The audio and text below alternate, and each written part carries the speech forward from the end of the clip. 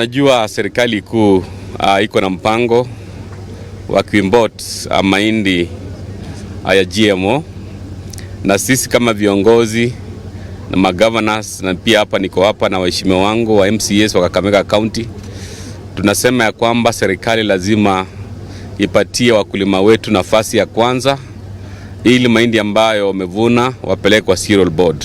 Tumekuwa naye bunge